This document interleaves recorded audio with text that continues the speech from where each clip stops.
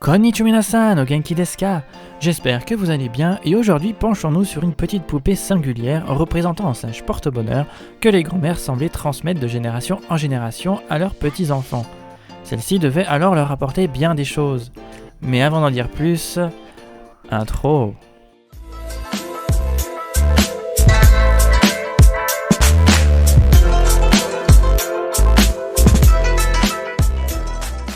Cette coutume, en ce qui concerne le Japon, viendrait de la ville de Takayama dans le département de Gifu, sur l'île du Honshu, et se serait d'abord étendue jusqu'à la région de Hida, à la ville du même nom, et même à Gero où, pour cette dernière, il serait construit un temple à la gloire des Sarubobo comme à Takayama. Bref, cette coutume serait d'abord et avant tout une tradition dans la noblesse des Alpes japonaises.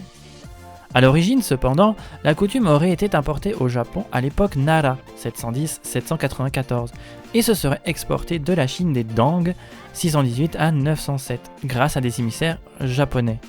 A l'époque, elle s'appelait probablement Amagatsu, enfant des cieux, ou encore Hooko, enfant rampant.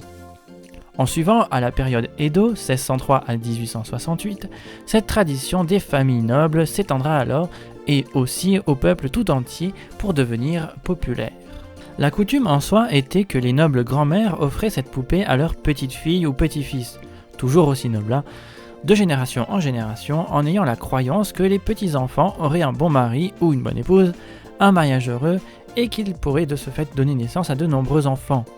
La coutume voulait donc que les grands-mères déposent ces poupées au chevet du bébé ou de l'enfant pour qu'elle lui apporte toutes les chances qu'elle avait transmises jusqu'alors à la famille.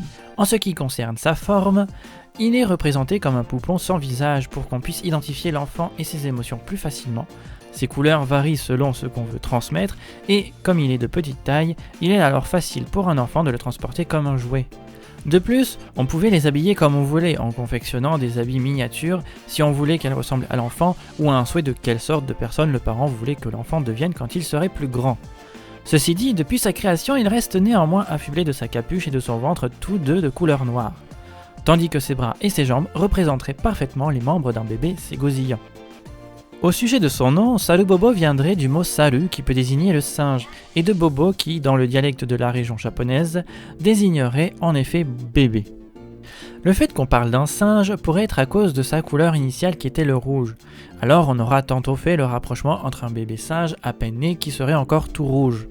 Mais aussi car selon une croyance en Chine et dans le bouddhisme, les singes pouvaient être les messagers des divinités et étaient censés apporter ces messages durant le jour du singe aîné de métal, dit Kooshin, tous les 60 jours selon le calendrier sino-japonais. Mais le mot saru, selon le caractère qu'on lui appose, pourrait aussi signifier le mot verbal partir, laisser, aller, prendre congé, comme un ordre adressé aux démons de laisser tranquilles les enfants ayant ces poupées en leur possession et pouvoir éloigner ainsi le mauvais œil.